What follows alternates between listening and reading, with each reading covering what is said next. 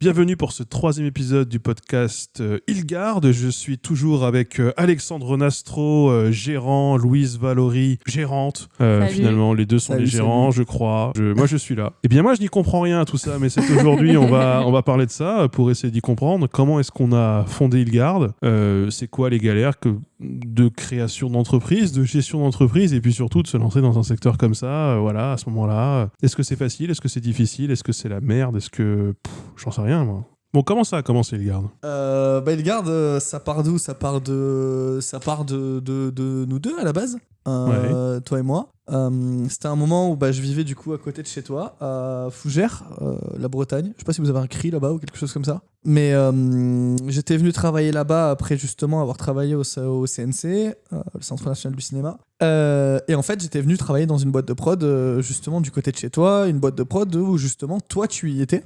Ouais. Tu étais créateur de contenu pour cette boîte de production. Oui. Et moi, j'étais venu pour travailler en tant que, comme mon diplôme le suggérait, juriste. J'étais même coordinateur du pôle juridique. Donc, c'était une sacrée opportunité pour moi. Et d'avoir pu aussi, j'ai pu rencontrer aussi plusieurs créateurs. Et dont toi, parce qu'on était vraiment voisins. On habitait peut-être à...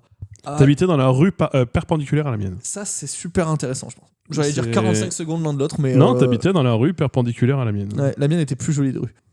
C'était le moment, en fait, où on a commencé un petit peu à discuter, on a sympathisé tous les deux. Il y a eu... Au départ, je t'ai invité à manger chez moi. Une langue de Parce bœuf. que j'ai appris que tu étais à côté de chez moi, je ne le savais même pas. C'est vrai, tu m'avais invité chez toi et j'avais accepté. Il y avait des amis d'ailleurs chez moi, je crois qu'il y avait Dorian. Il y avait Dorian. Dorian de l'époque de d'ailleurs. De Feu 3615 Usul et de Merci Dorian. Oui, et de Merci Dorian également. Tout à fait. Charmant garçon au demeurant. Et en fait, on s'est rencontrés là, on a commencé à discuter. On est resté tard ce soir-là, je me souviens. Et donc, du coup, je me souviens qu'on avait longuement discuté. Il y avait beaucoup de questionnements. D'ailleurs, j'avais pu trop poser cette fameuse question que je t'avais posée 9 mois avant au Frames, avant que tu ne m'ignores allègrement.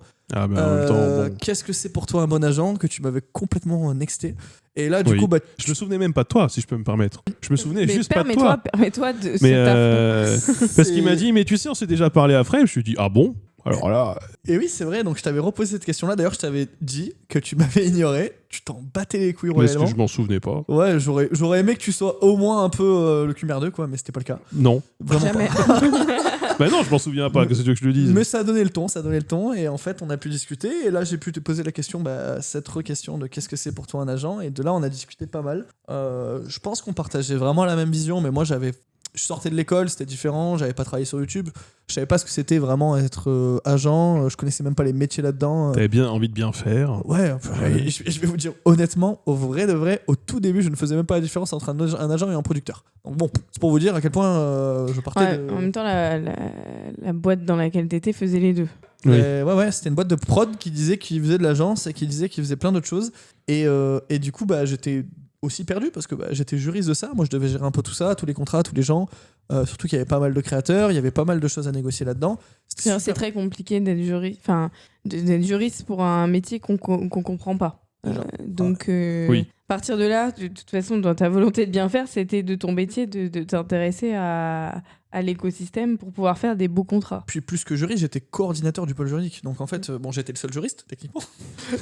Donc j'avais personne. Je suis coordinateur de moi. J'ai coordonné un stagiaire à l'espace d'un instant. Il faut quand même le souligner, ça a duré 2 mois, je crois, si je dis pas de bêtises. Mais j'ai coordonné un stagiaire avec moi, c'était très intéressant. De responsabilité. Et c'était un garçon très sympa, d'ailleurs. En fait, comment ça se passait, c'est que ça se passait relativement bien parce qu'en fait, ils avaient quand même un système qui était très intéressant. Le système qui était quand même très intéressant en l'espèce, c'était le salariat des créateurs. Du portage salarial. Ouais, du portage salarial. Donc en fait, les créateurs de contenu étaient salariés. Ils avaient un CDI. Tout à fait. C'est mon cas. Et c'était quand même quelque chose de ouf. Ouais. Quelque chose de ouf parce qu'ils étaient du coup complètement salariés. Donc toutes les galères de oh mon dieu, faut que je me paye parce que vous comprenez, je dois faire ci, je dois faire ça, ça n'existait pas vraiment dans la mesure où il y avait un salaire qui tombait tous les mois. Toi, je sais que tu as pu avoir un prêt plus facilement grâce à ça. Il s'est passé pas mal de choses. Et en vrai, pour moi, à ce moment-là, c'était quelque chose de comment on peut une bonne idée. plus plus qu'une bonne idée. C'était très ingénieux de voir ça. Parce qu'en fait, tout le monde c'était un peu le Far West. Il faut savoir que les créateurs de contenu à ce moment-là, c'est des gens seuls dans leur coin, qui ont des auto-entreprises, qui ont, pour les plus chanceux, des SARL ou des SAS et ça fonctionne. Et c'est quand même la croix et la bannière, justement, d'être un créateur de contenu qui vit au quotidien de ses créations, machin. Et là, je rencontre 10 créateurs de contenu qui sont tous salariés. Et là, j'étais en mode, waouh, quelle dinguerie ils ont réussi à faire. Ouais. Sauf que, forcément, il y a l'équilibre qui doit se faire partout. Et en fait, il y avait quand même quelques soucis dans la gestion de tout ça, portés par des choix qui étaient un peu, à mon sens, un peu décalés, mais que je ne juge pas. C'est juste pas ma façon de faire. Moi, à ce moment-là... ce système nous avait une grosse faille, c'est qu'on était tous solidaires en termes de moyens. Ouais. Et ça commençait à poser des problèmes entre nous en tant que créateurs, parce qu'on n'était pas tous amis, on se connaît certains pas du tout entre nous, et t'as pas envie d'être solidaire de dettes que d'autres pouvaient contracter. Ouais. Et donc ça rendait les choses un peu complexes, au-delà du fait que je pense que ça a effectivement été très pratique. Moi, ça m'a été très pratique pour moi à un moment, et c'est arrivé à un moment où ça aurait peut-être nécessité certaines transformations qui ne tardaient à arriver ou qui n'allaient pas du sens vers lequel moi j'aurais voulu que ça aille, et je pense que c'était ton cas. Ouais. Et donc du coup on a pris la décision de quitter cette structure, toi en tant que salarié et moi en tant que créateur. C'est ça, c'est que l'idée était bonne comme tu dis, mais je pense que l'exécution était plus compliquée, parce qu'en fait toujours avec une idée pour moi c'est vraiment, je le dis encore une fois de plus, c'était une idée de génie, mais il fallait en fait il fallait des connaissances juridiques, structurelles, plein de choses qui étaient quand même relativement poussées, très compliqué encore à avoir. Oui, on s'est pété la tête là-dessus. Moi, je me suis... De toute façon, c'était l'objectif après ouais. premier. On va en venir dans l'historique, mais pour pas spoiler. Mais l'objectif principal au départ, en créant InGuard, c'était de pouvoir reprendre cette idée de CDI, offrir un CDI aux créateurs pour leur apporter la sécurité de l'emploi, parce qu'en fait, ils ont décidé de faire créateur de contenu comme métier, mais du coup, en fait, t'as les galères qui vont avec. Donc, l'idée, c'était de leur apporter aussi cette sécurité. Et honnêtement, on n'a pas réussi à trouver la meilleure manière juridique et la moins coûteuse aussi. Alors, oui et non. oui et non.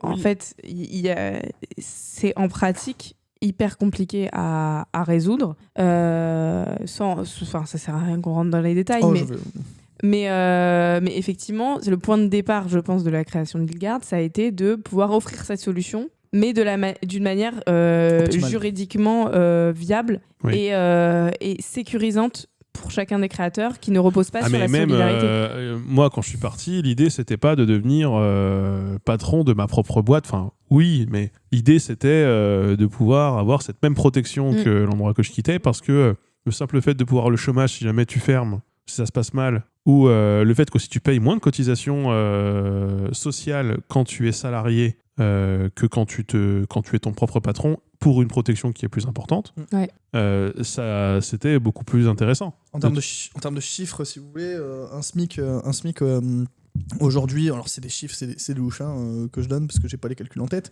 Mais moi, je me souviens, je dépensais 1007 pour me verser 1002. C'est ça. Donc un SMIC aujourd'hui à 1380, 360, je sais plus exactement, ça coûte à peu près 1850 € quand tu es salarié. Voilà, tu es salarié, parce que ça et salarié, ça veut dire que tu n'es pas chef de ta société ni quoi que ce soit. Et en fait, ça c'est par rapport. Et c'est ce qu'on appelle le super brut. Dans ce cas-là, c'est coût super brut, c'est-à-dire coût employeur. Bien sûr, coût employeur. Et en fait, c'est donc tes cotisations patronales et tes cotisations sociales. Ça, c'est accepté. Pourquoi ? En fait, ce sont des réductions Fillon, d'ailleurs. Les allègements Fillon, ça s'appelle. C'est les allègements Fillon, en fait, qui te permettent de payer moins de cotisations pour pouvoir faciliter l'emploi, en tout cas. C'était ce qui était prévu. C'était ce qui était prévu, oui. Voilà, c'était ce qui était prévu. Et en fait, il se trouve que quand on est dans une structure, donc en fait, il y a deux types de structures. Vous avez d'un côté la SARL et d'un côté, en tout cas, le URL si vous êtes seul, ou la SASU ou SAS si vous êtes plusieurs, voilà. En fait, en SARL, vous êtes considéré comme un travailleur non salarié, donc vous n'êtes pas vraiment, vous n'avez pas les avantages du salariat, notamment si vous tombez malade, vous êtes malade. Que dalle, vous êtes malade. Tu ne travailles pas, voilà. en l'occurrence. Mais du coup, tu n'es pas payé. Voilà, donc du coup, tu fais rien du tout. mais vous avez une cotisation qui est égale à 45%, donc ça veut dire que demain je veux me payer 1 000 €, ça m'en coûte 1 450 à peu près, on n'est pas égal au chiffre près. Et après de l'autre côté vous avez la SASU SAS qui vous permet en fait d'être assimilé salarié. Assimilé salarié, ça veut dire quoi? Ça veut dire que vous avez beaucoup plus de cotisations. Par contre, vous avez... C'est quasiment le double, je crois, de la CRS. 83%. 83% à peu près aussi, encore une fois de plus, et, avec environ, quoi. Et qui vous permet, par exemple, encore une fois de plus, vous payez 1 000 €, ça vous en coûte 1 830. Par contre, vous avez beaucoup plus de protection sociale, vous avez aussi d'autres façons de faire, la forme de société permet d'autres choses, mais en tout cas, le statut auquel vous revenez fait des choses différentes. Et en fait, aujourd'hui, pour avoir, si vous êtes patron d'une société et que vous voulez vous protéger le mieux possible, en tout cas si vous restez dans le régime général, parce qu'après vous pouvez accéder à des contrats privés, c'est aussi des choses qu'on propose, mais qu'on viendra peut-être dans un second temps parler, parce que c'est aussi une solution qu'on a apportée.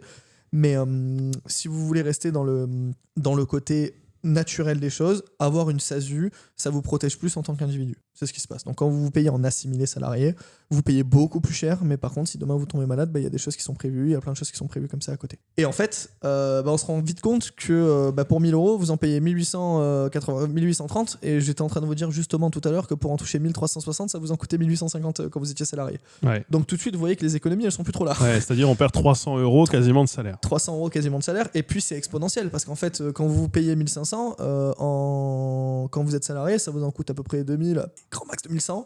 Quand vous êtes assimilé salarié, 1500, c'est d'un coup ça monte beaucoup plus haut. Ouais, ça monte à quasiment, on va retrouver à quasiment peut-être 2008, un truc comme ça, devoir payer. Ouais, voilà, donc en fait ça monte très vite. Et...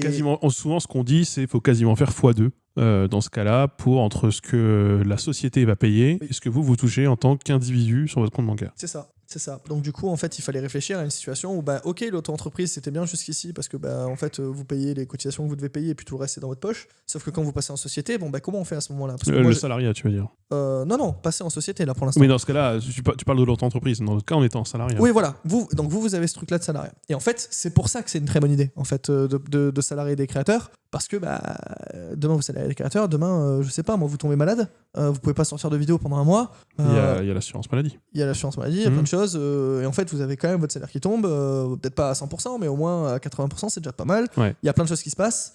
Et en fait, ça crée une vraie sécurité dans votre emploi. Et en plus de ça, ce qu'il fallait surtout réfléchir, parce que demain, on a pu dire dans un autre podcast qu'en tant que juriste, on prépare toujours le pire.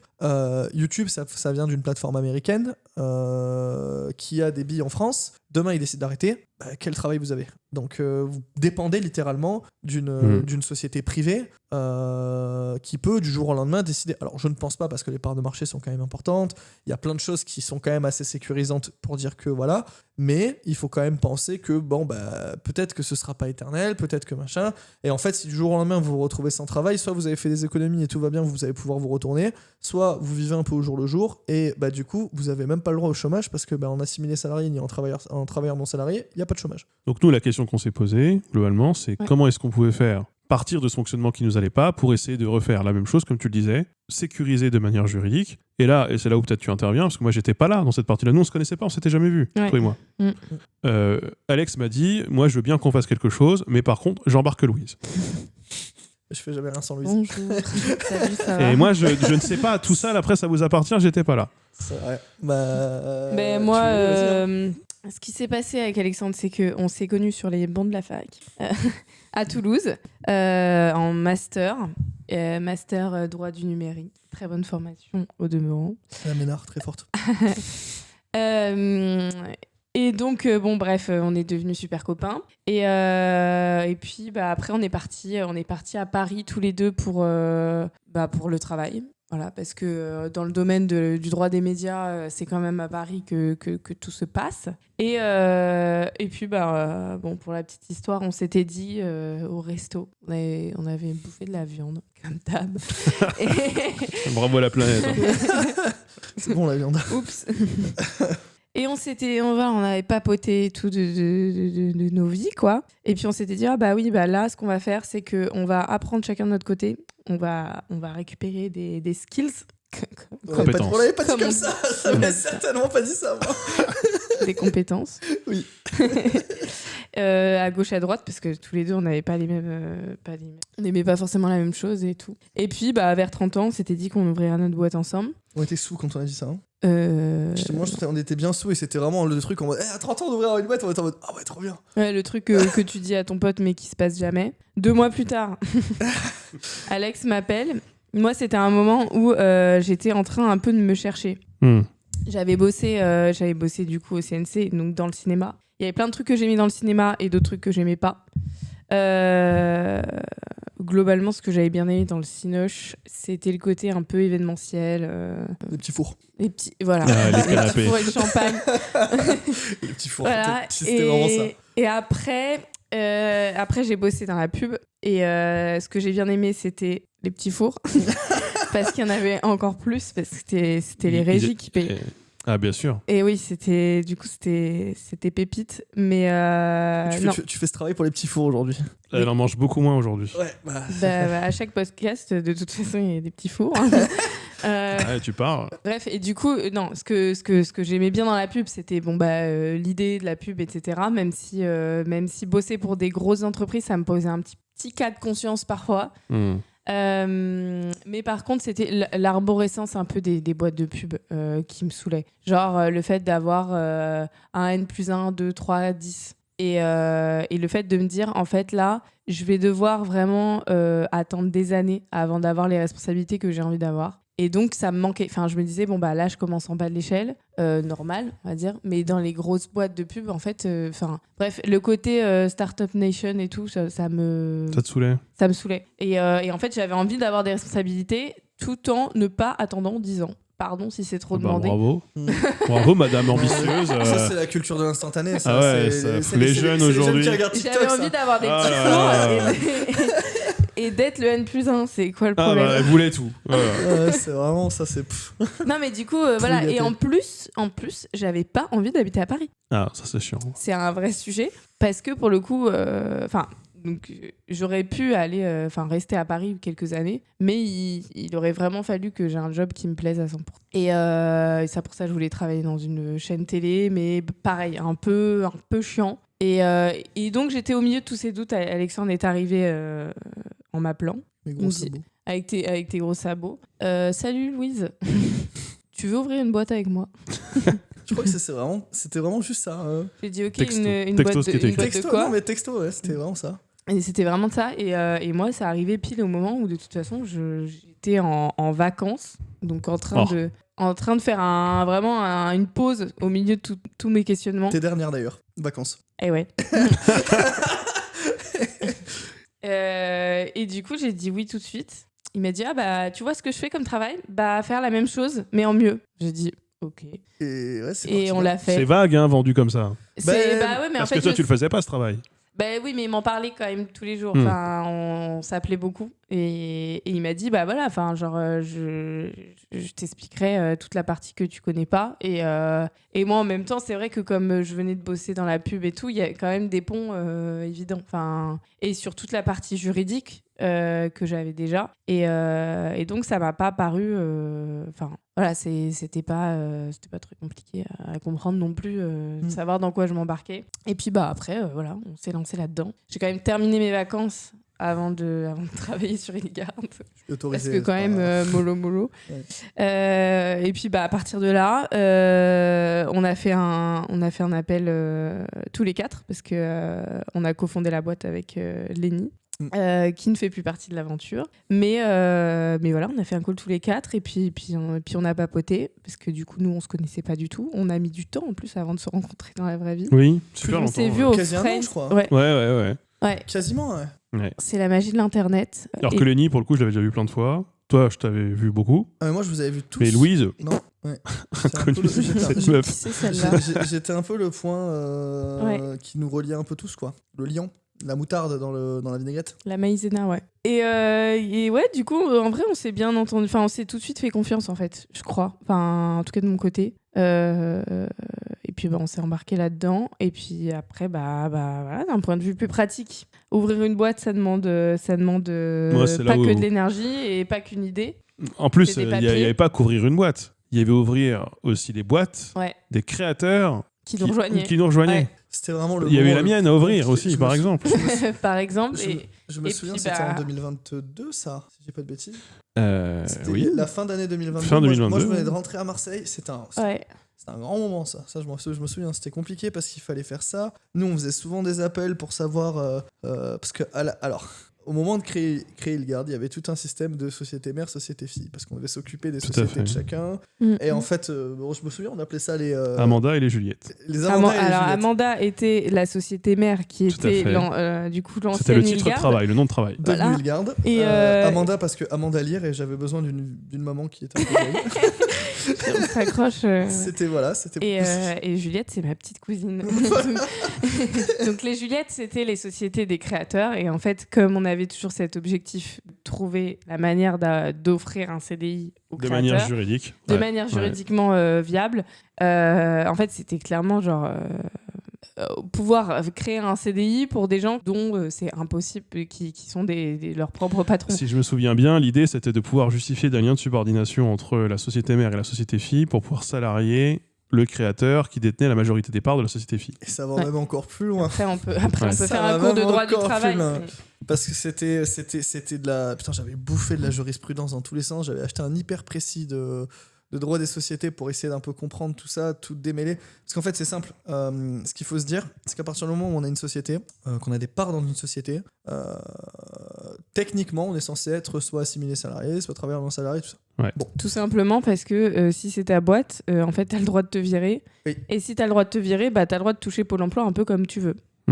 Et donc, clairement, c'est pas quelqu'un qui touche comme Pôle c'est emploi. fait, a priori, les règles, c'est de toute façon, il y a des subordonnants, des subordonnés, enfin, il y a des patrons et il y a des salariés, Et en fait, et tu peux pas être les deux, quoi. Le chômage, c'est t'as le droit de toucher le chômage quand t'as été privé involontairement de ton travail.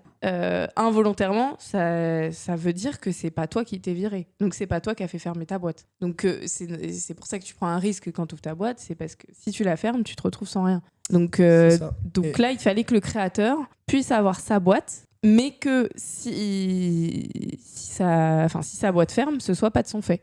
Et donc pour ça, la solution qu'on a trouvée en premier lieu, ça a été de se servir d'Ilgard comme étant votre patron, sans vous salarier chez Ilgard directement. Oui. Et donc ça passait, sans rentrer dans les détails pour ceux qui nous regardent, ça passait par un genre de lien mère-fille, donc des filiales, sans que ce soit une vraie filiale au sens juridique du terme, mais ça passait par le fait de dire Ilgard à la direction de votre boîte, et vous êtes juste le petit créateur, le petit salarié qui fait fonctionner votre boîte, mais c'est Ilgard qui prend les grandes décisions. Pour donner un peu quand même du contexte, en fait, pour qu'il y ait contrat de travail, il faut réunir 3 critères. Ça, c'est juridique, c'est la loi qui prévoit ça. Il faut une prestation de travail. Donc, en l'espèce, c'était la vidéo qui était produite. C'est ça, la prestation de travail. Une rémunération, c'est le salaire, en général. Et enfin, un lien de subordination. Un lien de subordination, ça veut dire que quelqu'un donne l'ordre de créer cette vidéo. Si on prend ça pour remettre dans des termes qui sont plus simples, on va reprendre mon exemple du boulanger parce que je l'adore, ce boulanger. Quand vous êtes vendeur pour un boulanger, il y a le patron qui a la boulangerie, c'est à lui. Vous, quand vous venez travailler pour lui, vous faites une prestation, vous êtes vendeur, vous vendez des baguettes, vous recevez un salaire pour ça, et vous avez un lien de subordination. C'est lui qui vous dit les horaires où vous devez venir, c'est lui qui vous dit ce que vous devez faire quand vous êtes au travail, et en fait, vous écoutez, et c'est ça. Et là, vous avez un contrat de travail. Et là, vous êtes considéré comme un salarié.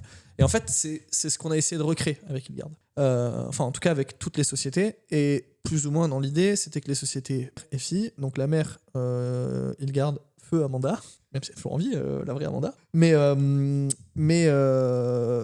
Amanda devait avoir des parts directement dans chacune des petites sociétés, et le créateur par contre devait avoir un contrôle assez conséquent sur chacune des petites sociétés. Il y avait un vide juridique en fait sur ce côté-là, parce que personne ne fait ça. Genre avoir 90% des parts et laisser 10% les 10% à quelqu'un qui va tout diriger. Et les 10% commandés, c'est surtout ça. Les 10% commandés alors que le 90% ne dit rien. Ouais. Ça existe quasiment pas. Personne ne fait ça. C'est un peu bizarre. Donc nous, on avait fait quand même des packs d'associés. C'était passé plein de choses.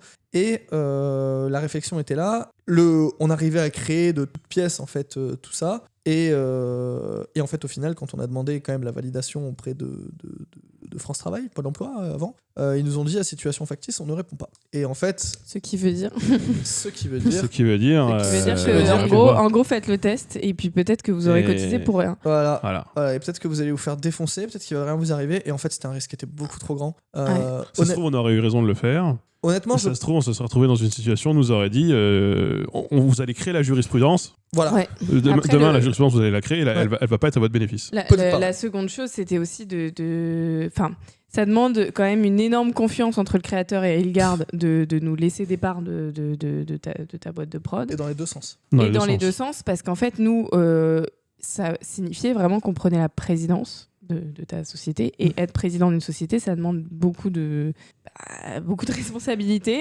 civiles et pénales. Et qu'en fait, en tant que juriste, on l'a fait au début pour toi et Lenny, parce qu'en plus vous étiez associés dans Hilgard. Oui. Donc en fait, je veux dire, c'était un cercle vertueux. Oui, parce que Hilgard était président de ma société, mais moi j'avais des parts dans Hilgard. Exactement. Voilà. Donc et puis de toute façon, on se faisait confiance. On était 4 associés. D'ailleurs, si je peux me permettre, ça a été compliqué pour signer plein de papiers pour moi. Parce que du coup, j'étais pas le gérant de la société, mais en même temps, j'étais. C'est moi qui signais pour toi, putain, ouais.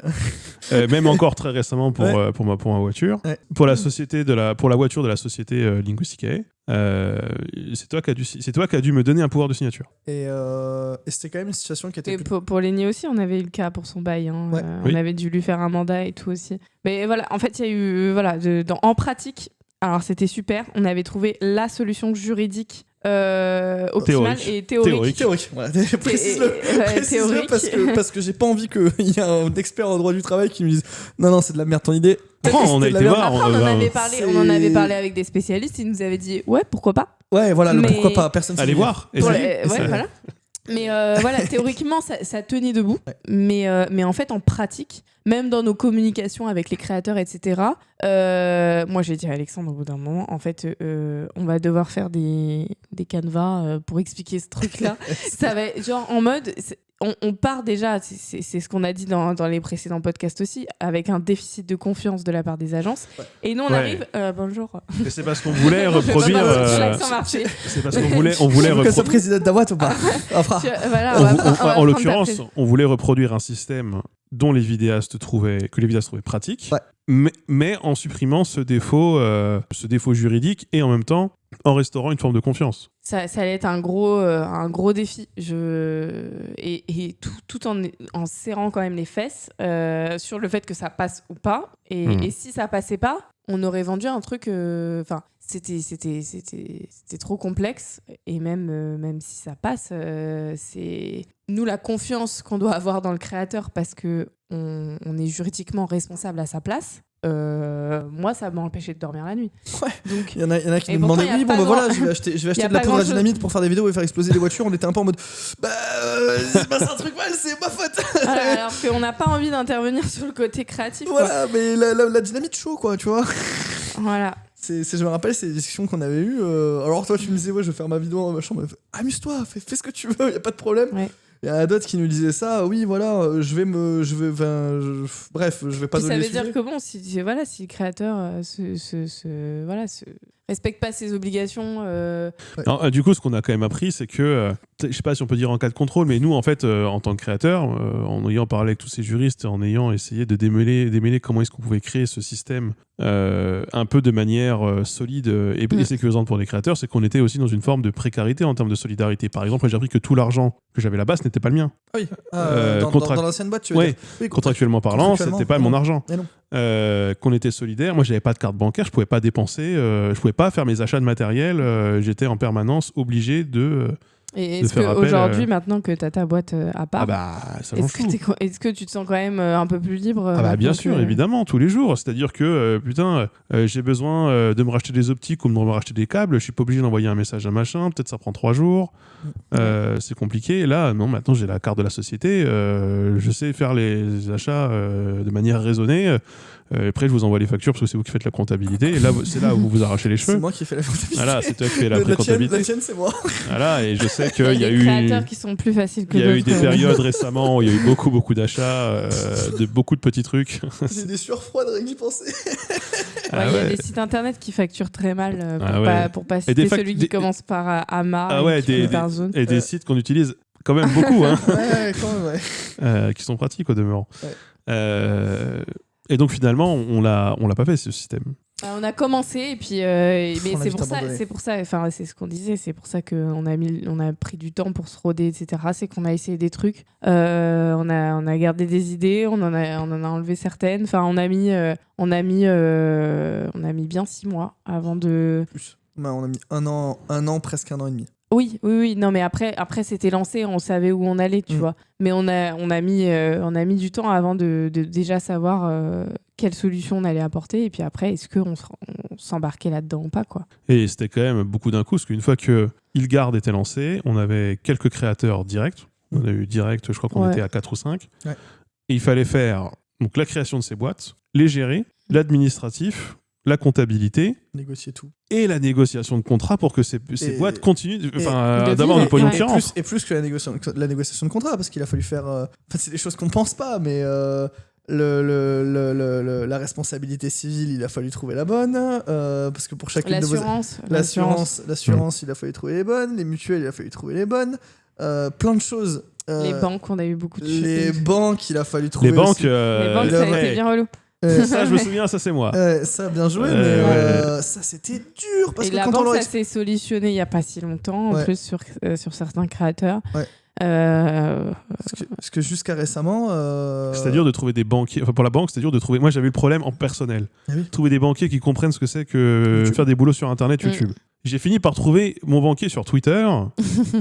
Et c'est en discutant avec lui à un moment, il dit mais attends, c'est quand même con, vous ouvrez des boîtes, vous m'appelez même pas, machin. Et j'étais en mode parce que bon, tu pourrais, parce que pour moi, il pouvait pas, parce que c'était une banque régionale. Et il me dit bien sûr que si, etc. Et on a fini par discuter et finalement, on s'est arrangé avec eux. Ouais, au début, j'étais encore sur Paris. Après, j'ai fait un petit arrêt à Chartres. À Chartres, c'est vrai.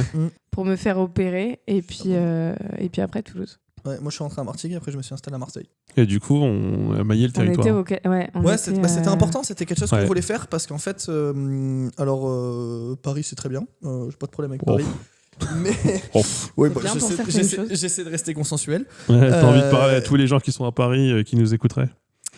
Ouais. On vous aime. Bonjour les gars, c'est Marseille bébé. On vous aime malgré tout. On a besoin d'argent, donnez-le nous. Non, c'est faux. Mais votre ville, bon. Voilà. On va dire que moi, vivre à Paris au quotidien, j'ai pas eu la meilleure expérience du monde quand j'y étais. Je voulais pas forcément en faire ma vie là-bas. La mer me manque. Je suis un enfant de la mer, j'en ai besoin.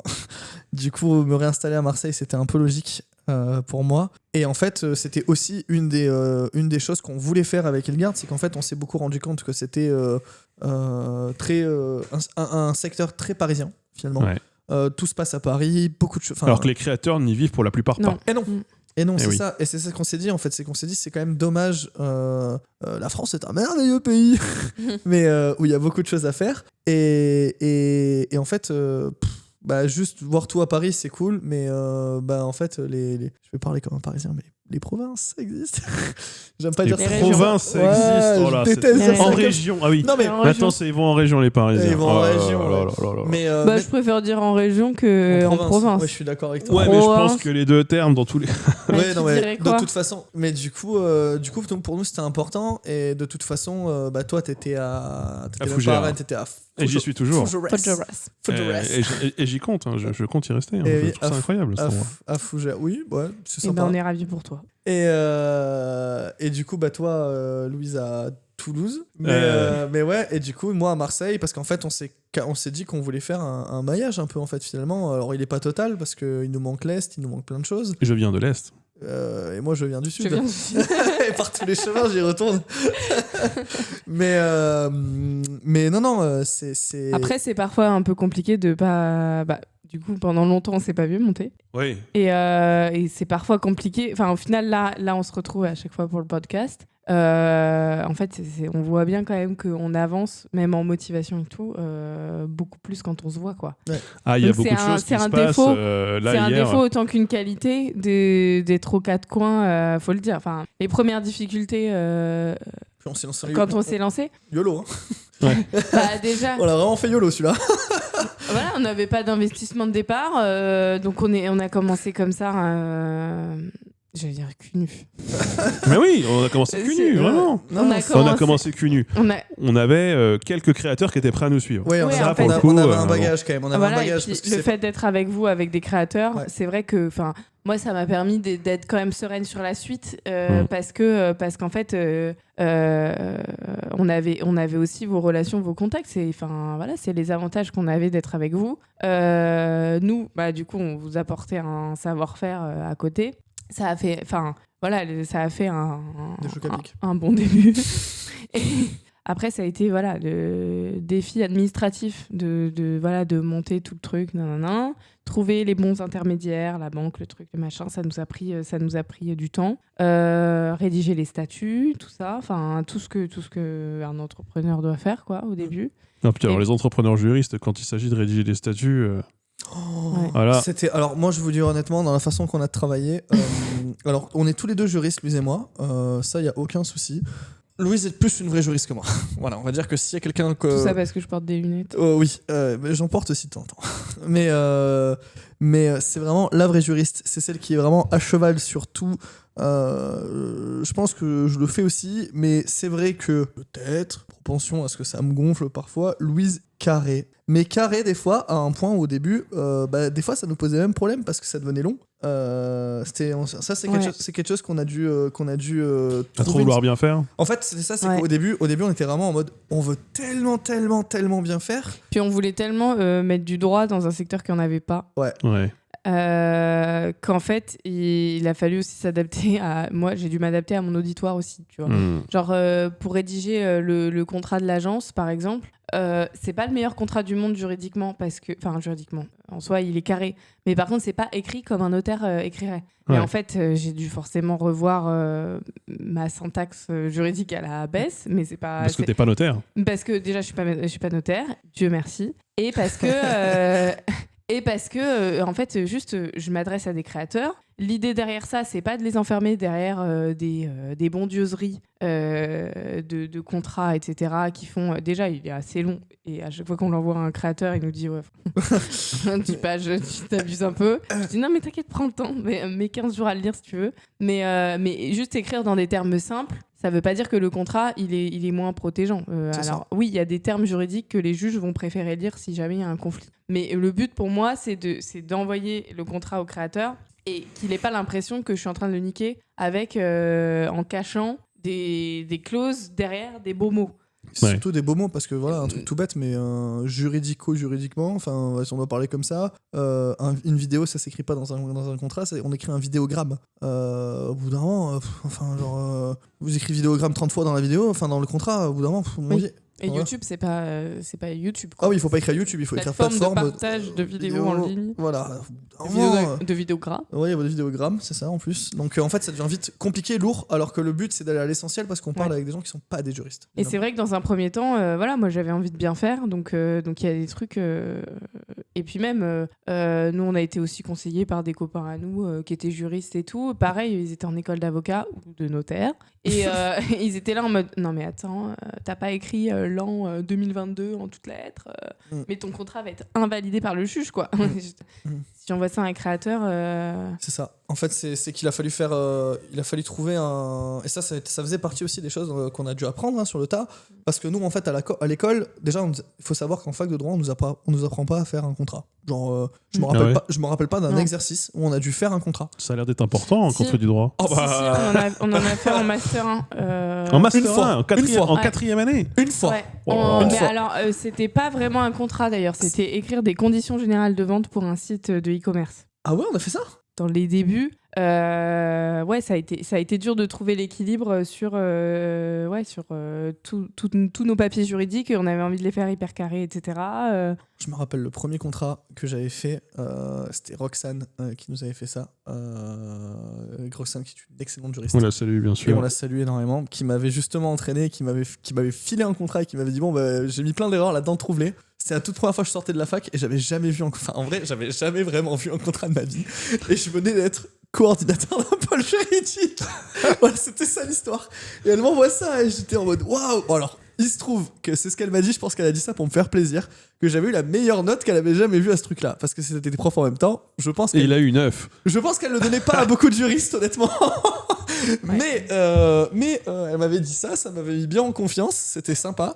Mais c'est vrai que... Non, on nous apprend à repérer les erreurs. Voilà, c'est ça. On nous apprend ce qui est juste et ce qui est équilibré. Enfin, je sais même plus ce qu'on nous apprend. Mais en fait, on nous apprend à réfléchir un peu, à avoir une méthode juridique. Et en fait, quand on lit un contrat, on sait tout de suite.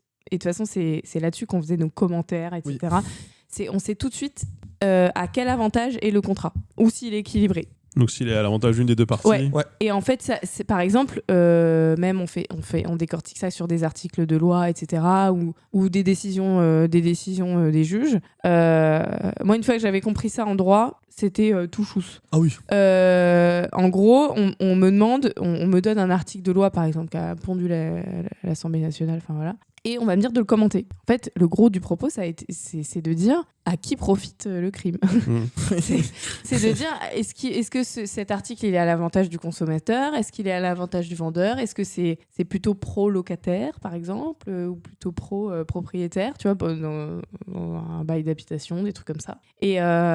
Et du coup, ça nous rôde à ce genre de truc. Et du coup, moi, tu me donnes n'importe quel contrat, même un contrat de droit de l'urbanisme, je vais vite comprendre qui est lésé et qui ne l'est pas. Et du coup, ça, en web création, c'est très facile, puisque la majorité des contrats jusqu'alors étaient plutôt pas à l'avantage des créateurs, en tout cas. Donc, à partir de là, effectivement, nous, en tant que juristes, on voit tellement que c'est déséquilibré qu'en fait, on veut tout rééquilibrer. Et en fait, le commercial là-dedans, il y a un avantage commercial qu'il faut rajouter là-dessus. Par exemple, il y a des contrats qui sont cracra qu'on reçoit. Et cracra. Hein. Cracra. Mais en même temps, on va pas renvoyer le contrat à la marque en disant tout ça, c'est cracra. Change tout. Alors, des fois, la marque est sympa, elle nous dit on prend le vôtre. Ouais, on prend le vôtre et voilà. Et du coup, nous, on donne notre contrat qui n'est pas cracra pour la marque, hein, il est juste équilibré. Et on impose de plus en plus le nôtre d'ailleurs. Dans la mesure du possible, effectivement. Mais quand c'est des grosses boîtes, elles ont leurs juristes, donc comme l'ego des juristes.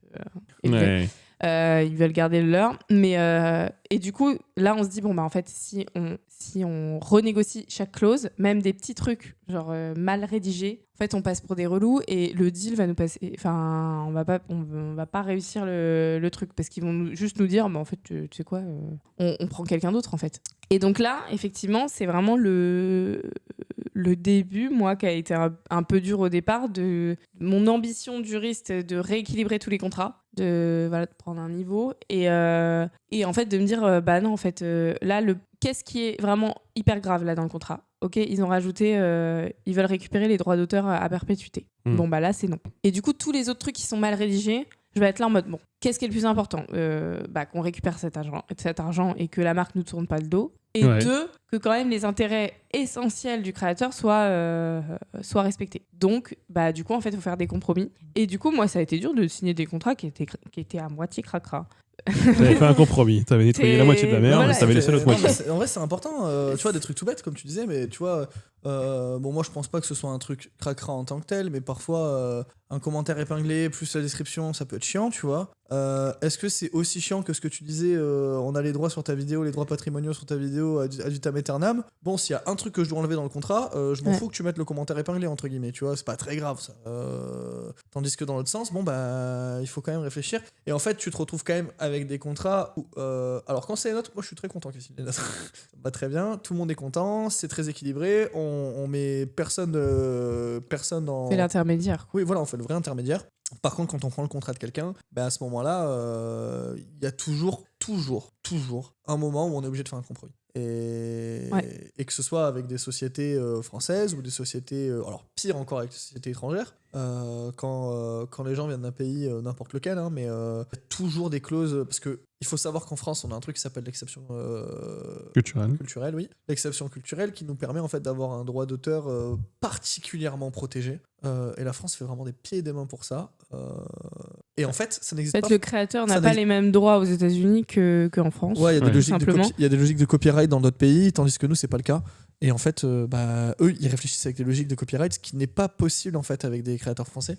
Parce que vous avez des créations françaises qui viennent de France et qui sont nées en France et que vous avez le droit du coup à tout le truc droit d'auteur français. Sauf que pour faire comprendre ça à quelqu'un qui est juste là en mode mais attends, une œuvre ça s'achète et puis c'est tout, genre on s'en fout après de l'auteur. C'est compliqué. Et en même temps, comme elle disait Louise, si on commence à trop leur rentrer dans l'art, on perd aussi le contrat. Donc il faut trouver la façon subtile de dire ok, vous aurez pas tout, tranquille, mais qu'on puisse continuer à faire le contrat quand même. Et en fait, c'est un travail de pédagogie. Après, une fois qu'on travaille souvent avec les gens... C'est ce que j'allais dire, c'est que là où on veut aussi privilégier les collaborations durables, et le fait de réitérer avec les mêmes marques, etc., c'est que déjà, à force, on sympathise avec le gars, mais aussi parce qu'on a plus confiance. Et donc, du coup, le contrat qu'on a signé au départ, en serrant un peu les fesses, en se disant, celui-là, faut pas qu'il aille aux tribunaux, parce que le mot, par exemple, délai raisonnable... il peut vite être pas du tout à notre avantage. Ouais. Mais ça va être typiquement la petite clause qu'on va laisser parce qu'à côté, ils ont mis un gros truc qui était plus important. Mais bon, si on collabore souvent, on sait très bien qu'en fait, ils sont pas chiants, juste c'est leurs juristes qui ont écrit un super contrat à leur avantage, mais que dans les faits, ils vont pas nous demander de faire et respecter chaque ligne du contrat. Donc en fait, ça c'est vraiment le pendant. Enfin, là où c'est difficile, si t'es juriste plus agent, c'est de soit d'écouter la juriste, soit d'écouter l'agent. L'agent a quand même plus un intérêt commercial que le juriste. Et c'est d'ailleurs pour ça que les juristes sont vus comme les relous de la boîte. Ouais, ils sont chiants. Dans chaque boîte, c'est oh putain, faut que j'aille voir les juristes. Et puis tu sais, des fois t'as des commerciaux, ils ont des putains d'idées, etc. machin pour et puis ils vont au service juridique, ils ont dit non. Non, on va pas collecter les données de tout le monde en fait. Comment ça ? C'est pas possible, il y a trop de lois et en fait on est obligé de faire de loi. T'es en mode mais ça va nous rapporter 1 million. Vous êtes des commerciaux juristes. C'est ça, donc du coup en fait on est constamment en train de se dire ferme ta gueule au bout d'un moment, genre t'es trop lourd là. Donc on est en train de se dire c'est une super idée ça, et puis d'un coup il y a le juriste qui nous dit non en fait si tu fais ça marche pas, puis t'as le commercial qui dit mais si on fait vraiment pas ça va se mettre dans la merde, et puis au final t'es en train de te dire qui j'écoute. T'as les deux, t'as l'ange et le démon quoi. Et puis derrière t'as aussi le côté pour certains vu qu'on a la casquette gestion administrative, en plus t'es là en mode en fait j'ai aussi mon rôle un peu de conseiller juridique. Si je signe le truc et que je fais mon petit arbitrage toute seule en mode ce qui est le plus important c'est ça et voilà, mais s'il y a quand même un problème sur la petite clause que j'ai quand même pas voulu pinailler, en fait du coup c'est moi qui passe pour mais c'est normal, c'est ma responsabilité. Mais du coup je gère ta boîte quoi, donc si ta boîte se retrouve à devoir faire un procès à une autre boîte, flemme en fait, flemme pour toi. Pour revenir sur Hilgard, là maintenant ça fait 2 ans, c'est ça ? Qu'est-ce qui a vraiment pour vous beaucoup changé là, entre le début et maintenant ? Tellement de choses. Notre méthode de travail principalement. Et par rapport à ce qu'on avait annoncé qu'on ferait et ce qu'on fait actuellement, est-ce qu'il y a beaucoup de changements ? En l'occurrence, on a longuement parlé là, de l'idée du CDI, etc. Effectivement, c'était l'objectif de départ, qu'on a rapidement abandonné. Donc, on a dû, comme c'était quand même l'objectif, on a dû se poser la question de savoir si ça valait le coup de le faire. Ouais. Et puis, en fait, vraiment, c'est là où on s'est vraiment recentré sur le truc de non, mais en fait, les créateurs ont besoin d'un accompagnement administratif, donc non, on va le faire. On va le faire comme de la manière la plus simple possible, c'est-à-dire on va vendre cette prestation comme une autre prestation. Et donc ça a été un gros changement de notre manière de faire l'administratif. Au début, on avait l'idée d'ailleurs une idée qu'on porte toujours, mais qui est plus compliqué que ce qu'on pensait à réaliser, mais c'est l'événementiel. Ouais, je le disais pas depuis tout à l'heure, mais je voulais voir si vous alliez y venir. Et évidemment, parce que moi je l'ai pas oublié. Parce que là, moi je suis dans un cadre d'un festival là, actuellement, et on a des contacts, etc. C'est dur de transformer l'essai, c'est dur de construire quelque chose. C'est ça, c'est qu'en fait, l'idée est simple. Je reviens sur ce qu'on disait tout à l'heure, on voulait pas un truc parisien, parce que beaucoup de choses se passent à Paris, et en fait, on a un peu cette idée de se dire, ok, il y a de la création à Paris, c'est cool, on a compris. Mais il y a de la création à Rennes, il y a de la création à Toulouse, il y a de la création à Nantes, il y a de la création partout en fait. Et je pense qu'il y a des choses qui se font. Il y a déjà des choses qui se font du côté de Lyon, je sais. Oui, tout à fait. Du côté de Lyon, il y a quand même pas mal de choses qui se font. Du côté de Montpellier aussi également. Et en fait, il y a le Frames notamment aussi à Avignon.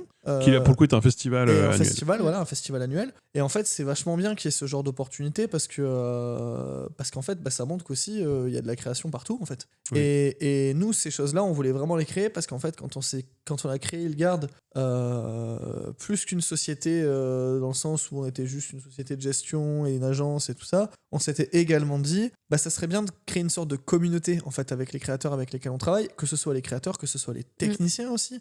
En fait, on voulait mettre en commun beaucoup de ressources et se dire, il faut que ces gens se rencontrent. Parce qu'on peut penser que tous les créateurs de contenu se connaissent entre eux et tout ça. C'est faux. En fait, il y a un noyau dur.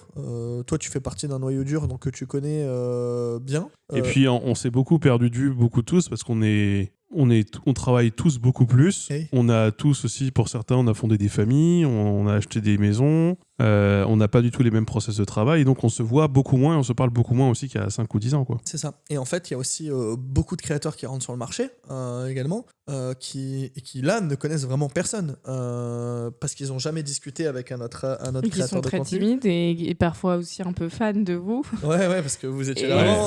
C'est impressionnant. Enfin, mais ouais, donc du coup, c'est quand même quelque chose qui peut exister, qui peut être vraiment bien. Effectivement, c'est toujours quelque chose qui est un peu dans nos têtes. Mais effectivement, ça viendra peut-être pas tout de suite. C'est des idées. En fait, c'est des idées. Il faut faire des choses. On avait pensé notamment à faire des projections de vidéos en avant-première. On avait pensé à faire plein de choses. Aller justement faire des rencontres dans des bars avec des gens. Après, il y a plusieurs côtés qui se passent. Est-ce qu'on fait ça qu'entre pros ? Est-ce qu'on fait ça avec des viewers également ? Moi, je pense que la vraie idée derrière, c'est que ce soit 2 moments séparés. Donc un premier moment où c'est une projection avec des viewers et tout ça, au moment où vous pouvez rencontrer aussi vos viewers, ça peut être sympa. Et à côté de ça, pour aller plus loin, c'est aussi rencontrer des professionnels. Je prends l'exemple de Léa, Léa qui nous aide sur le montage d'ailleurs. Qui fait le montage exactement. Du podcast. Coucou Léa. Et en fait, Léa nous avait déjà dit plusieurs fois, je connais pas d'autres monteurs qui font exactement le métier que je fais avec des créateurs de contenu. Et c'est quand même dommage parce qu'en fait, par exemple, Léa, c'est quelqu'un de très talentueux. Je pense qu'en partageant ce qu'elle est capable de faire avec d'autres personnes qui sont, je pense aussi, tout aussi talentueuses, il y a moyen de faire des choses super bien, de créer des nouvelles choses, et même elle qui fait de la création aussi de son côté, si je dis pas de bêtises, le vendredi après-midi, elle fait tous les week-ends, elle fait de la création avec une... Et même tous les soirs, je crois qu'en dehors de toutes ses heures de travail, j'ai l'impression que l'intégralité de ses heures de travail, c'est marrant parce qu'elle va nous écouter, elle va entendre ça, elle va se rendre compte qu'on parle d'elle, et c'est peut-être pas fidèle à ce qui se passe, mais de ce que j'ai cru comprendre, où elle passe beaucoup de temps. Donc moi c'est ce que j'avais compris en tout cas quand on en avait discuté. Et en fait, c'est ce genre de personnes, moi j'ai envie qu'ils rencontrent aussi d'autres professionnels parce que c'est aussi des opportunités pour ces gens-là. Ce qu'il faut se dire en fait dans la web création, et je trouve que ça c'est je dis pas, la télé il en existe, au cinéma je pense qu'il en existe aussi énormément et tout ça. Mais là où au cinéma, la télé, tout ça, ça va plus être des gens qui sont sortis d'école ou quoi que ce soit pour faire ça. Je pense que les gens qui travaillent sur YouTube aujourd'hui, c'est des gens qui sont des vrais passionnés, que ce soit de montage, de peu importe, tout ce qu'il peut y avoir là-dedans. C'est des gens qui sont passionnés et c'est des gens qui ont été biberonnés comme toi, tu as été biberonné à vas-y, ça a l'air vachement bien ce logiciel de montage. Et si je me tapais 100 heures de vidéos sur YouTube pour comprendre comment ça fonctionne ? Et je regarde toujours. Et t'en regardes toujours. Et en fait, c'est une méthode d'apprentissage que moi je trouve géniale parce que je fais la même chose pour d'autres choses, notamment de la musique et tout ça. Enfin bref. Mais c'est une façon d'apprendre qui n'est pas... je vais parler comme mon père, mais c'est l'école de la vie qui vous a appris et qui vous a mis là, quoi. Et en fait, le fait que vous soyez vraiment passionné par ça, ça vous donne toujours envie d'aller plus loin et toujours de creuser plus. Tandis que là où on va avoir des métiers, par exemple, moi je prends mon métier en tant que tel, j'aime beaucoup... Je vais parler du côté juriste, je parle surtout. Moi, j'ai beaucoup aimé faire mes 5 années de juriste et tout ça. Reste avec nous. ma chaise est en train de se casser. Il faut que tu enfonces le... Pardon. Et en fait, moi, je croise aujourd'hui beaucoup de juristes qui s'ennuient en fait, dans le métier qu'ils font, qui se demandent si c'est vraiment ce qu'ils doivent faire. Typiquement... c'est bien pour ça que moi, t'es tombé à un moment... vous m'avez proposé ce projet-là au moment où justement je voyais tous mes copains-copines juristes qui commençaient à vraiment bosser depuis un moment là-dedans. Moi, j'avais déjà un peu pris la tangente, mais j'allais me recentrer un peu sur ce truc-là. Et en fait, non, ça avait l'air hyper chiant. Tu vois, vraiment, quand on va boire un coup après tout le travail, voilà, ils racontaient ce qu'ils faisaient dans leur journée. Et en plus, ils n'avaient pas le droit au petit four, même quand ils étaient Non, mais du coup, mais ils ont peut-être un meilleur salaire que ce que tu as actuellement. Ah, alors là, oui. Ah ouais, ils gagnent bien leur vie. Ouais, mais Mais ils habitaient à Paris, quoi. À Paris, putain, merde. Non, mais c'est bien aussi, mais alors par contre, je pense à un truc. Effectivement, vous faites peut-être plus un métier passion, comme on aime l'appeler. Oui. Mais par contre, c'est là où aussi il y a plus d'abus pour le coup, parce que au final, on est prêt à accepter beaucoup parce qu'on continuera à le faire quoi qu'il arrive. Et t'as un peu ce truc, tu sais, en France, de dire bon bah en fait, si tu prends plaisir à faire ton boulot, c'est pas un boulot, tu vois. Et il y a pas de raison que tu sois payé super bien. C'est pas un vrai travail, toi, ce que t'as. Mais tu fais des vidéos dans ta chambre. C'est plus qu'un vrai travail, puisque je connais personne qui fait 35 heures dans ce milieu. Ah ouais, non, bah alors là, tu prêches avec deux convaincus, c'était du second degré, ce que j'étais en train de dire. Non, mais c'est vrai que pour réaffirmer, quand on parle de passion, c'est des gens, ils foutent 60 heures semaine sans problème. Ou 100. Et pour un taux horaire dégueulasse. Et on leur dit c'est pas du boulot. T'as les boules un peu. Bien sûr, c'est non mais c'est ça en fait. Et puis on te dit bah fais-moi une vidéo pour 500 balles pour voir. Ouais. Ah ouais.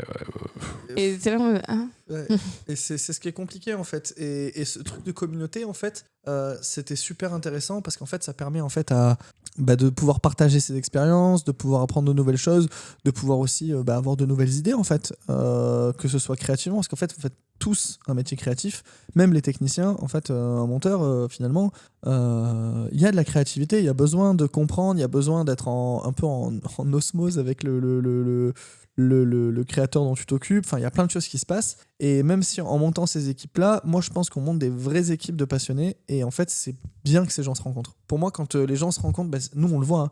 Là, on vient de dire que hier soir, on s'est vu, ça s'est super bien passé parce qu'on a bu un verre et c'était trop cool. Mais nous, par exemple, typiquement, on parle avec beaucoup d'agents qui sont sur Paris, qui sont ailleurs. On travaille pas forcément de la même façon. Par contre, quand il y en a un qui nous dit « Ah bah moi j'ai fait ça comme ça, ah bah moi mon contrat je le négocie comme ça, ah moi je fais ça », et on est là « Putain bah ouais c'est tellement la bonne idée, ah toi il t'est arrivé ça, ah ouais putain ça faut prévoir, bah du coup en prévoyant ». Et en fait il y a quelque chose qui se construit. Et ça c'est vraiment le truc de... C'est mon père qui disait ça, c'est vraiment les interactions de la machine à café. Et en fait, il y a tellement de choses dans les boîtes qui se passent à la machine à café. Et tu vois, il y a des gens à qui tu parles régulièrement et quand tu les vois en vrai, ça débloque des trucs. Et ça, on a beau dire machin, la visio et tout. Je vais parler comme une vieille réac. Comme d'habitude. Comme d'hab. Vas-y, mamie loulou. Mais tu vois, en visio, c'est pas pareil. Non, mais c'est vrai.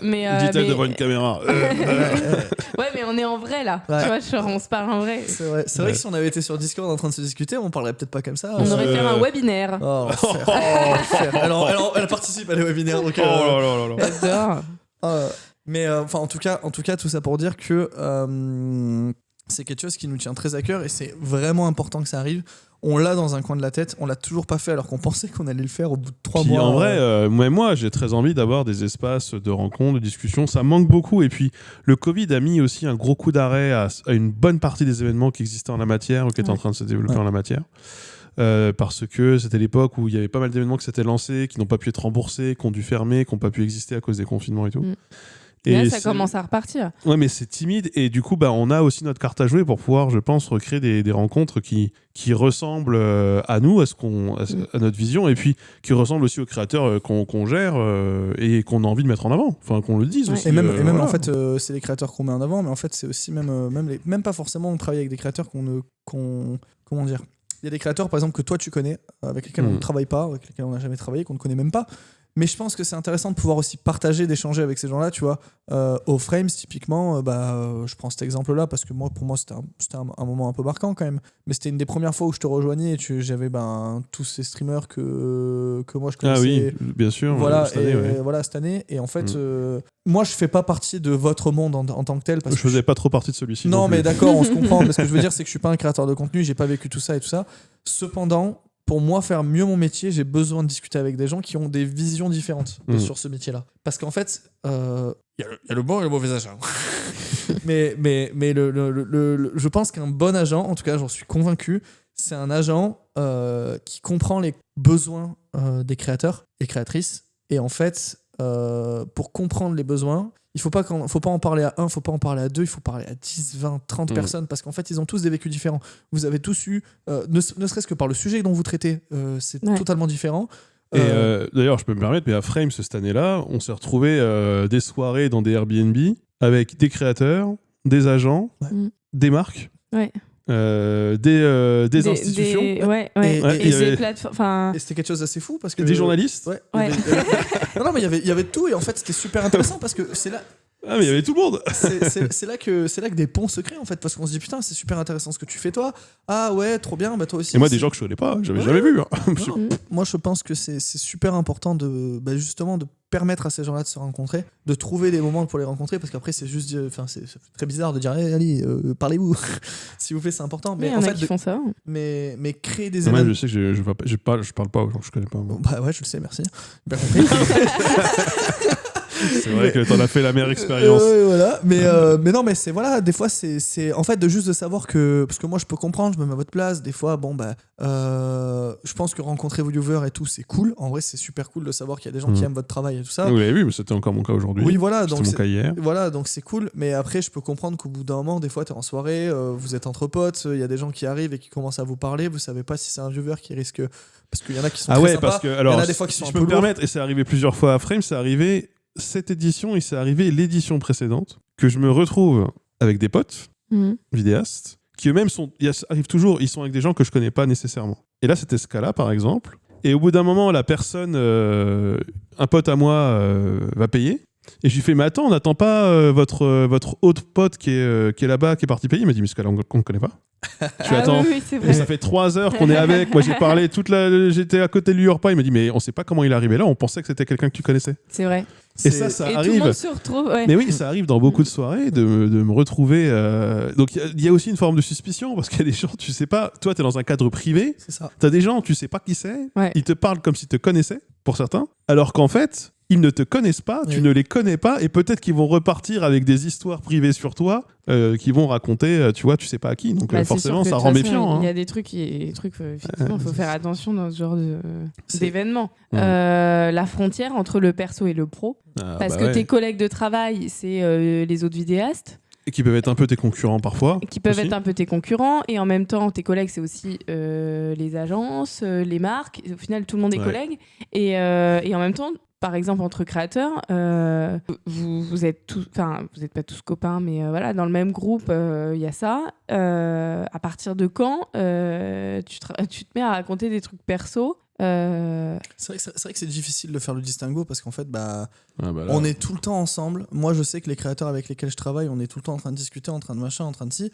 Et en fait, c'est vrai qu'il y a une proximité qui se crée vraiment facilement. C'est normal. Hein. Et c'est normal, hein. Je trouve pas ça à déplorer, mais c'est par contre quelque chose qui n'arrive pas forcément dans tous les corps de métier. Je prends des exemples de mon meilleur ami, par exemple, qui est ingénieur d'affaires, qui travaille avec d'autres ingénieurs. Ils sont tout le temps ensemble. C'est pas pour autant qu'ils sont potes et qu'ils vont faire des trucs le week-end ensemble et compagnie. Ils se voient en after work. Mais ça va pas plus loin. Ils font du team building voilà, c'est ça, dans des escape games. Exactement, c'est exactement ça. C'est très bien, moi je juge pas.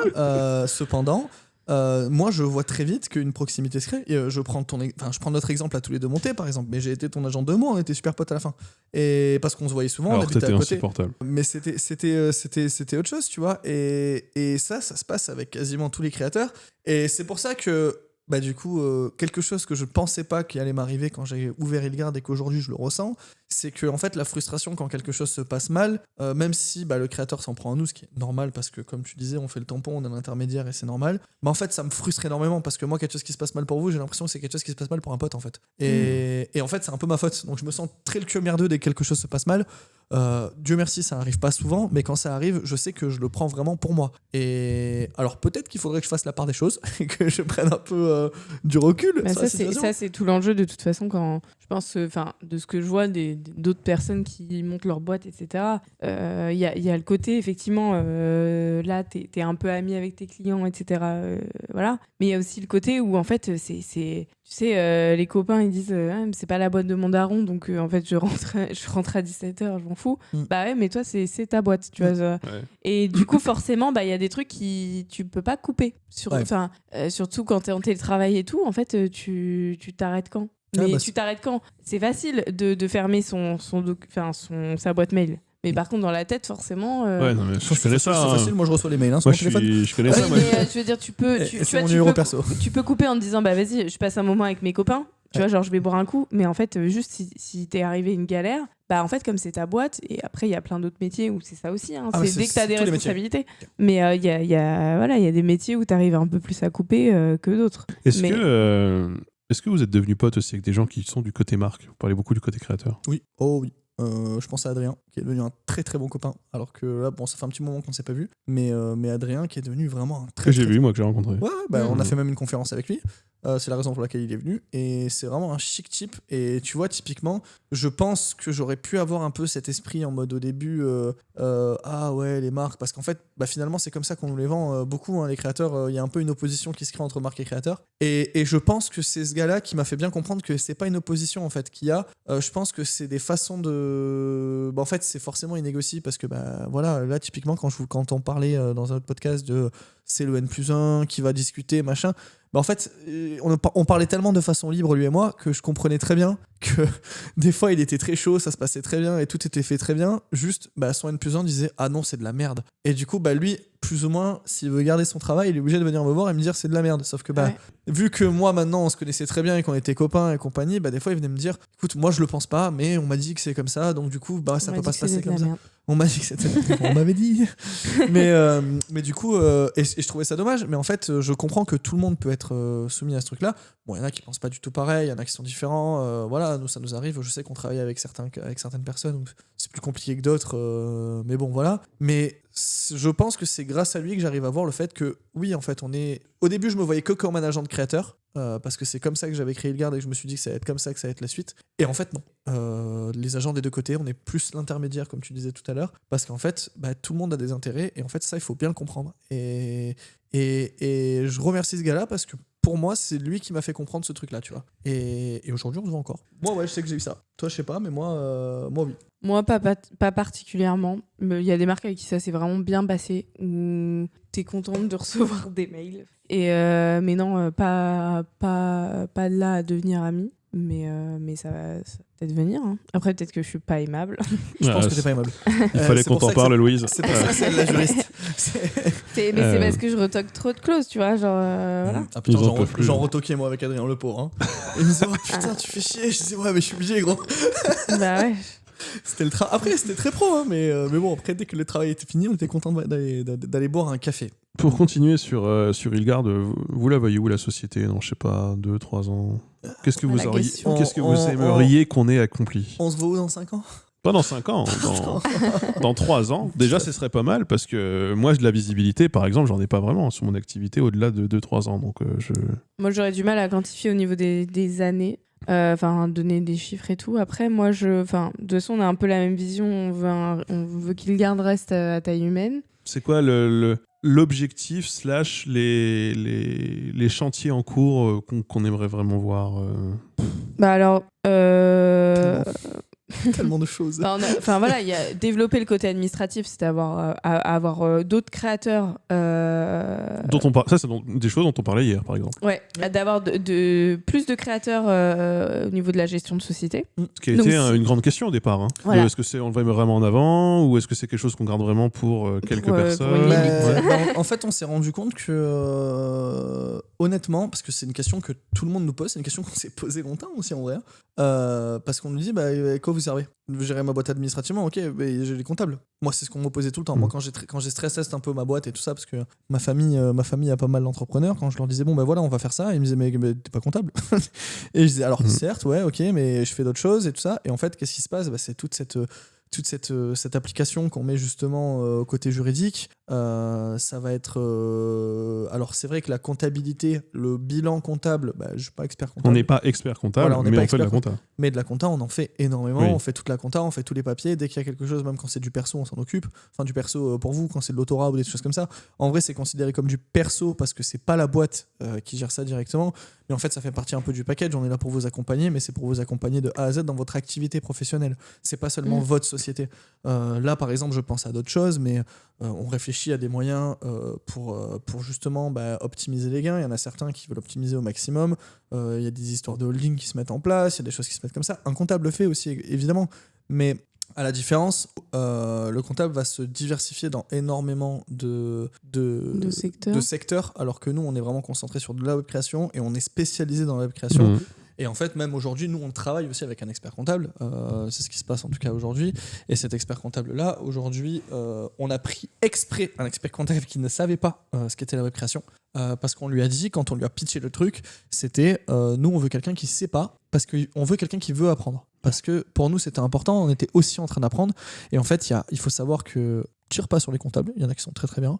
Mais il y en a aussi certains qui te disent en fait c'est comme ça et tu fermes ta gueule. Et je trouve ça très dommage dans un secteur qui est en construction, même là si ça fait 20 ans, en vrai... c'est sûr, il y a plein de nouvelles lois qui sortent et nous on est obligé de se mettre en conformité, mais les experts comptables, il y en avait qui n'ont pas suivi. Donc leur dire voilà, ils nous ont pondu ça dans la loi influence, comment ça se passe, les dotations, machin, ça fera l'objet de...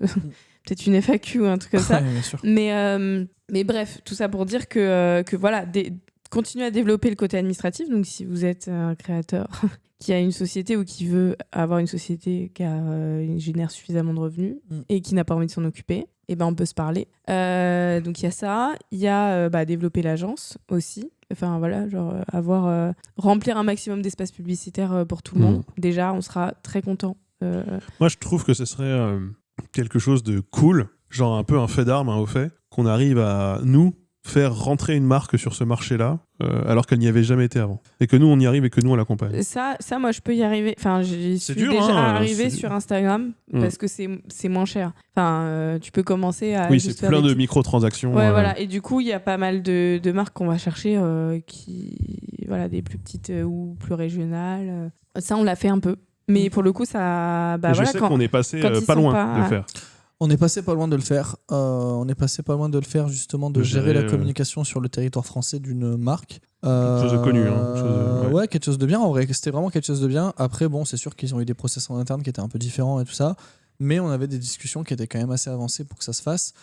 Si ça avait fonctionné, je pense que ça aurait ouvert de nouvelles opportunités pour ça aurait mis bien tout le monde. Ça aurait mis bien les créateurs avec qui on aurait négocié. Eux, ça les aurait mis bien parce qu'ils avaient toutes les délégués. Et puis nous, on va faire des thunes. Après, je pense que beaucoup d'agences qui fonctionnent déjà comme ça. Donc, il ne devrait pas y avoir de... Peut-être un jour ça nous arrivera, c'est pas le truc, mais c'est vrai que c'est quelque chose que j'aimerais bien développer aussi parce qu'en fait, comme je disais encore une fois de plus, je me répète, mais la vie c'est des boucles. On est agent de créateur, on est aussi agent de marque en fait. Et en fait, si on pouvait travailler sur les deux fronts, ce serait génial. Puis même toi, c'est vraiment ce sentiment d'avoir pris le truc au vol, d'avoir fait ce travail de A à Z.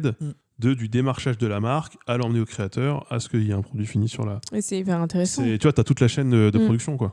C'est ça. C'est cool. Et tu disais où on se voit dans 2-3 ans. Alors oui, comme tu disais, à taille humaine, je me vois pas avoir... Je pense qu'on sera un peu plus staffé. Oui, faut staffer. Et ce sera cool. Enfin, on aura un baby-foot et la Startup Nation. Et on pourra jouer au ping-pong. Je serai N+1. Ouais, Yes. On va lever de DKE.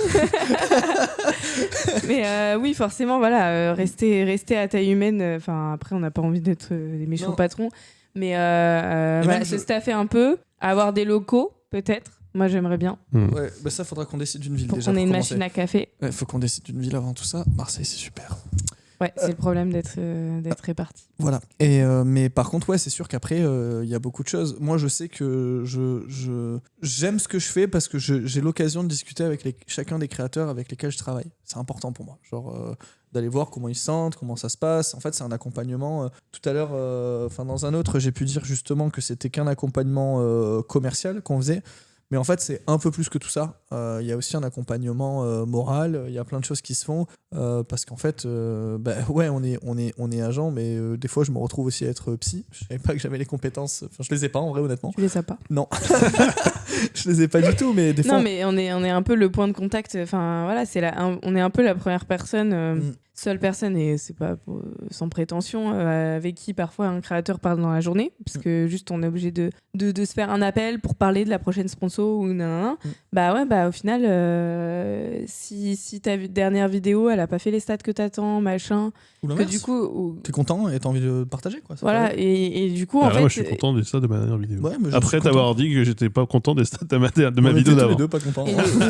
On pourrait écouter ta stratégie de publication, tu vas changer de truc et tout. C'est vrai que nous, ça nous intéresse, on est à ton écoute et et on prend le temps. Pour le coup, là, récemment, on a beaucoup pris le temps pour faire des dossiers de demande d'aide. Parce qu'on fait ça aussi. C'est vrai qu'on fait ça aussi. Ouais. Mais même, voilà, t'écouter tes problèmes, machin, et pas forcément, pas forcément les créateurs avec qui on et ça, c'est un truc auquel vous vous attendiez de le faire à ce point ? Je m'attendais pas à être. Après, moi, je sais que dans tout le travail que je fais, en général, moi, j'ai pu travailler dans la restauration, j'ai pu faire plein de choses. À chaque fois, je me donne un peu trop. Là, je pensais que j'allais quand même lever la pédale en étant un peu plus tranquille parce que je me suis dit, c'est un taf de bureau. Un taf de bureau, j'en ai jamais fait un. Et en fait, non, je me prends vraiment au jeu. Tout à l'heure, Louise parlait de décrochage et compagnie. Je pense que c'est pas la meilleure des stratégies. Cependant, pour l'instant, moi, le décrochage, il n'existe pas trop. je suis là à peu près tout le temps, mais parce qu'après, en fait, ça m'intéresse, parce que comme je disais, il y a une frontière qui est un peu dépassée, où je travaille aussi en même temps avec des amis, tu vois. On parle de Paris en disant que c'est pas super et compagnie, puisque bon, pour y vivre, je pense que tous les trois on partage la même opinion. Cependant, ça n'empêche pas que quand j'y vais une semaine, je suis très content d'aller voir toutes les personnes avec qui on bosse. Mais moi aussi, je le fais aussi, mais j'habiterai pas là-bas. Non, voilà, mais j'ai besoin d'un jardin. Non, mais voilà, j'ai vraiment beaucoup de plaisir à aller voir les gens et boire un café, aller manger un bout, sortir. En fait, ça reste un cadre de travail et c'est ce que je trouve aussi formidable parce que tu disais ça en mode les petits fours, mais c'est bien parce bien sûr que c'est bien les petits fours. mais c'est bien parce qu'en fait on peut et travailler et passer des bons moments et je suis pas sûr qu'il y ait beaucoup de métiers dans lesquels c'est possible de faire ça. Ouais, bah, moi en tout cas c'était ce que je recherchais dans mon taf parce que je cherchais des petits fours. Et du champagne. Forcément. Et je cherchais un taf qui ait un côté amusant, un côté un peu événementiel, quoi. Et puis j'imagine un taf où tu disais, tu parlais d'ennui. Tous les jours, c'est un taf différent malgré tout. C'est ça. Et du coup, en fait, vraiment, soit je me dirigeais vers un taf de juriste, mais du coup, j'allais faire la même chose tout le temps. Soit je faisais de la pub, mais du coup je faisais la même chose tout le temps. Enfin, en fait, j'arrivais pas à trouver le job qui allait me faire faire plein de trucs en même temps. Et du coup, c'est arrivé comme un cheveu sur la soupe, mais très bien accueilli, celui-là. Et du coup, ça a résolu tous mes problèmes. Après, oui, des fois, j'arrive pas trop à couper. Par exemple, je vais être avec des amis, je sais pas, il va être 23h. Je vais recevoir un message d'un créateur parce que le créateur vit la nuit. Ouais, je suis désolé, moi ça m'arrive souvent à 1h du matin. On a déjà fait des appels de nuit, ça ne j'arrive pas. C'est des trucs que genre j'empathie. Par exemple, on reçoit pas tout sur notre boîte mail à nous, et donc par exemple on va recevoir un message à 23h genre j'ai reçu ce mail là de l'URSSAF, c'est quoi? En fait, c'est moi ça. Il y a pas que toi. Il y a vraiment pas que toi. Je t'assure qu'il y a vraiment pas que toi. Et en fait juste genre même si je suis avec mes potes, genre je me mets à la place du créateur parce qu'en fait juste on est un peu copains aussi, et je me dis le pauvre là il angoisse parce qu'il vient de recevoir ça, donc ouais je vais prendre 5 minutes pour lui dire ok t'inquiète c'est géré, tu vois, et ou pas parce que des fois c'est pas géré, mais et du coup oui là je coupe pas vraiment, et mon Discord il est toujours ouvert, je reçois les notifications etc, je reçois les mails, et des fois j'ouvre mes mails à des moments où je devrais pas juste parce que j'attends la réponse d'un truc, et voilà. Je les ouvre 2 fois par semaine. Je pense que je dois les ouvrir 1 fois par heure. Je les ouvre des fois même 1 fois dans la semaine. Ça me saoule les mails. Ah non, moi je regarde ça. Là on va mettre le système où on va mettre des mails directement Ilgard pour rediriger en partie, et franchement moi j'ai un peu hâte parce que comme j'ouvre pas mes mails, vous allez les ouvrir à ma place, et franchement ce sera autant de choses que j'aurais pas besoin de faire. Déjà qu'on dort sur les mails, on va faire vraiment que ça là. Après voilà, c'est un de nos services aussi. Mais bien quand sûr, t'es créateur, tu reçois plein de trucs par-ci par-là, et il y en a qui détestent trier. Il y a pas mal d'arnaques aussi. Ouais, il y en a beaucoup. Ouais. Et du coup voilà, de faire le tri entre et puis nous les arnaques, au final si toutes les adresses sont redirigées vers nous, on va finir par les connaître. Oui. Et il y a pas mal de marques ou d'assauts ou trucs comme ça qui contactent les créateurs directement, et au moins ça arrive directement chez nous à la bonne personne, quoi. Donc même si avec vos études vous pourriez prétendre un très bon salaire et que vous avez fait cette aventure où c'est pas extrêmement rémunérateur pour l'instant pour chacun de nous, parce qu'on est aussi dans une logique d'investissement et dans une logique de construction, vous regrettez ou pas? Je peux me regarder dans un miroir, donc non. Franchement, non. Non, vraiment, ça compte. Non, trop. si je regretterais, t'entendrais parler de moi. Mais Non, si c'était à refaire, vous le referiez? Oui. Ouais. Comme ça. Et tout, hein. Je referais. Moi, Fougère, je sais que c'était pas un épisode qui m'a particulièrement plu. J'étais là. Justement. Il y a peut-être un lien de causalité. Mais je l'aurais refait, Paris, je l'aurais refait. Moi, je sais que j'ai quitté plein de choses quand je suis parti de tous ces trucs-là, et quand je suis revenu ici, c'était dur. Je le referai. Je suis content de comment ça se passe. Je suis content de ce qu'on a aujourd'hui. J'ai hâte que ça se passe encore mieux. Ouais, c'est ça. Voilà, évidemment, comme tout le monde. Mais c'est déjà. Je pense que c'est déjà pas mal en vrai ce qu'on a déjà fait. Ah, mais moi, je suis très contente et je dors bien la nuit. Donc, je trouve qu'on a eu ce truc qui peut être un peu dur on n'a pas mis la charrue avant les bœufs. Alors quand c'est facile d'avoir des fantasmes et de se dire on pourrait faire tellement plus vite. Ouais. Beaucoup se le sont dit. Mais ça là-dessus, après c'est une question de tempérament. Ouais, on est précautionneux. Je pense que voilà, on n'aime pas trop vendre la peau de l'ours avant de l'avoir tué. On met le temps qu'il faut. Et moi, de toute façon, j'aurais pas suivi si. Enfin, je vois d'autres sociétés qui font la même chose que nous, etc. Et je m'y vois pas. Enfin. J'ai pas l'impression qu'il y ait vraiment beaucoup de sociétés qui fassent la même chose que nous. De l'agence, si, quand même. De l'agence, oui, mais agence et gestion de droit, comment on fait. Gestion de droit, non. Gestion de droit, honnêtement. Mais gestion de droit, c'est pareil, tu vois. N'hésitez pas, parce que moi, j'en connais pas. Gestion administrative pour le compte des créateurs, j'en connais pas. Mais j'aurais pas aimé qu'on fasse une stratégie de communication agressive, par exemple, en tout cas au début, sur le fait de se faire connaître pour ça. Bah non. Je me serais pas vu m'occuper de 40 créateurs, 30 créateurs, enfin j'en sais rien, mais je me serais pas vu faire ça toute la journée, vraiment, regarde, on fait que ça, et puis surtout dans un moment où on était aussi en train d'apprendre, quoi. Voilà, maintenant qu'on a appris. Maintenant, oui, on pourrait. Maintenant, on se voit, on peut gérer 40 créateurs. Oui, ça y est. Maintenant, aujourd'hui, il n'y a plus de problème, mais c'était au début, je me serais mal vu, et puis même à chaque fois qu'il se passait un truc où... Alors, c'était toujours des problèmes qui ont été réglés, toujours. Mais quand il y avait c'est la vie d'une boîte. Ouais, mais quand il y avait des problèmes, à chaque fois, Louise et moi, on s'arrachait les cheveux. Hein. C'était, mon Dieu... Enfin, moi, je me rappelle, la première fois que j'ai appelé l'URSSAF Limousin... Expérience, l'URSSAF Limousin. Hein. Expérience. Alors, l'URSSAF Limousin, c'est fou quand ils répondent. Hein. Ouais. C'est l'URSSAF qui s'occupe des artistes-auteurs. C'est pas l'URSSAF normal pour le commun des... Et allez savoir pourquoi, tous les artistes de France sont dans le Limousin. Ouais, et du coup, tu le vois dans la lettre, quand ils envoient des lettres, l'entête est différente. Ouais. C'est URSSAF Limousin, tu sais qu'ils sont plus agressifs. Ouais, et je me rappelle être resté au tout début de la boîte, peut-être parce qu'il y avait une question de... En gros, c'était les notes d'auteur et tout ça. Enfin bref, vous devez connaître si vous êtes créateur de contenu. Mais il y avait une question qui était un peu particulière. Je me souviens être resté 1h30 au téléphone avec la personne que j'avais sur l'URSSAF Limousin. Louise était à côté de moi. Elle me regardait en chien de faïence, en me disant mais qu'est-ce qui se passe ? Et j'étais au bord vraiment... au bord de la crise parce que... Et t'avais pris des notes, ce qui est pas toujours le cas. Ouais, et vraiment, je prenais des notes et tout ça, et je lui expliquais la situation, et elle me répondait par une autre situation. Et je disais, mais non, mais c'est pas ça que je vous demande, c'est vraiment ça. Et elle me disait... Sur le coup, on t'a beaucoup redirigé vers d'autres. Ouais. Et en fait... Appelez machin, c'est eux qui savent. Oui, mais ils se tiraient la bourre. Ouais. C'est pareil ça t'est arrivé il y a 2 jours, ça. Ah bah l'INPI et le greffe du tribunal, je les adore, les deux. Comme. Est-ce que j'ai assisté à ce coup de téléphone ?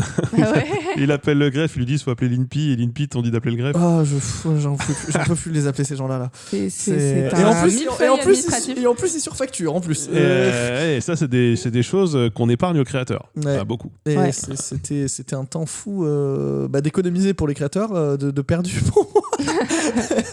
Mais bon, c'était c'est sûr que maintenant qu'on sait, on sait. Puisqu'on parle de l'histoire d'Hilgarde. Bien sûr. Pourquoi Hilgarde Pourquoi Hilgarde ? C'est toi qui as décidé. Ce nom est magnifique. C'est un nom que... Moi, je voulais... Alors, sur la question du nom, je ne voulais pas qu'on prenne de nom d'anglais. Parce que beaucoup de gens prennent des noms d'anglais. C'est en train de devenir has-been, d'ailleurs, en ce moment. Ah, has-been qui est un mot anglais. Exactement. Et has-been qui est un mot has-been, en vrai. Ouais, exactement. Je voulais pas. Je voulais pas. Il y avait plusieurs critères. 2 syllabes maximum. Un nom qui n'est pas déjà pris. Un nom qui peut se taper, qui n'a pas d'URL pris directement sur Internet. Et moi, j'aime bien les noms germaniques. Et c'était pas ça directement. Mais ça fait partie des critères. Ça fait partie des critères. Oui, c'était des critères. Et après, on cherchait, comme on vous a expliqué, il y avait aussi un côté, on voulait quelque chose qui reflète le fait qu'on est en support pour les créateurs et comme une maman bienveillante qui s'appellerait Amanda. Exactement. Et qui protège. Et qui protège. Donc, un côté, pas ascendant, mais un côté maman, quoi. Et donc ça, c'était difficile un peu à trouver. Et j'aimais bien les noms germaniques parce que ça fait ancien. Attends, là, Voilà, de base, parce on avait qu'il est passé linguiste. je me souviens qu'on avait pensé à Gaïa. Mais Gaïa, on a un copain, Déjà, qui a une société. Voilà. On a un copain qui fait ça. Et en plus de ça, Gaïa, il y en a quand même beaucoup pour Il y a le beaucoup, faire. beaucoup de trucs, Gaïa, Gaïa, Et ensuite, on avait pensé à Isis. Isis, comme l'État islamique. Qui est... En anglais. C'est qu'on s'est rendu compte. voilà. Qui est la déesse de la maternité. En Égypte. Et on s'est dit, ouais, pas trop envie d'être Moi, associé à j'étais ça. hyper chaud. Mais... Ouais. Et en fait, on est parti du côté Des Germains. des Germains parce qu'il fallait Parce faire. qu'il y a une partie de l'héritage de la France qui vient aussi du germanique. Moi, j'ai moi-même un nom germanique. Et Hildegarde parce que c'était la Valkyrie qui protège les gens sur le champ de bataille. Et on s'est dit, c'est marrant. Après énormément d'heures de débat et d'idées plus foireuses les unes que les autres, Monté nous a sorti Hildegarde. C'est Monté qui avait sorti Hildegarde, bien sûr bien que c'est Monté. plein, moi, bien sûr, des noms germaniques. J'en ai plein des noms germaniques. Et Très honnêtement, j'ai fait une explication étymologique que j'ai oubliée. Non, mais Elle existe, hein. Mais je l'ai oublié. Tu nous as vendu le côté Valkyrie qui protège les gens sur le champ de bataille. protège, voilà. Et en même temps, si on le dit vite, Hildegarde, ça fait il te garde. Et ça, moi, ça m'avait plu. Voilà, ça fait agence gardienne des droits des créateurs, qui est un peu notre logo, notre slogan. Et on a décidé d'enlever les E. Oui. Parce qu'on est cool. Et parce que c'était. Et parce on que veut pas de nom anglais. ça faisait 8 lettres, c'était vraiment très condensé, et puis c'était pas déjà pris. Et ça faisait pas Hildegarde. Mais du coup, pour sa mère, Du coup, c'est Ougarden. Ouais, ma mère n'arrive toujours pas à le prononcer. Ta mère c'est confond Ougarden. les marques de bière et les agences de créateurs. Au bout d'un moment, le problème, c'est peut-être ta mère. tellement. Moi, ça me va d'être Ougarden. Voilà, à chaque fois, il y a une prononciation un peu différente. Moi, ma mère ne le dit pas. Hein. Elle dit ta boîte. moi, si je peux me permettre, effectivement, beaucoup de gens n'arrivent pas à prononcer le nom de notre boîte. Mais par contre, ce nom ne laisse personne indifférent. C'est sûr, les gens disent quoi ouais. Ça ne laisse personne indifférent. C'est tort, hein. C'est ta faute. Le nom n'est passe-partout. Au moins, on nous parle de nous comme le nom est difficile de s'en souvenir. Mais par contre, quand les gens tombent dessus, ils disent c'est ça. Je crois que le comptable avec lequel on travaille ne sait toujours pas l'écrire encore. Parce qu'il y a toujours un E en haut, un trop, ou un truc comme ça. Après, moi, c'est l'histoire de ma vie. Hein. Mon nom de famille, personne n'arrive à l'écrire. Oui, mais personne t'appelle par nom de famille. Pas moi. Écoute, l'administration française, si. Si, c'est les seuls. Oui, mais le problème, c'est que c'est beaucoup de papier avec beaucoup de fautes. Bon, en tout cas, merci à vous. N'hésitez pas à vous abonner au podcast, bien sûr. Abonnez-vous à tous nos réseaux. Contactez-nous. Contactez. Bien sûr, vous avez énormément d'argent pour les créateurs. Vous avez des créateurs qui vous voulaient énormément d'argent. Il se trouve que dans les deux cas, on adorera discuter avec vous. Peut-être pas vous rendre riche, peut-être pas nous rendre riches. Mais on adorerait, on adorerait devenir riches tous. Il adore pas. De manière collective, unis, indivisibles. Sur ce, je vous laisse. Bonne soirée. Salut. Ciao.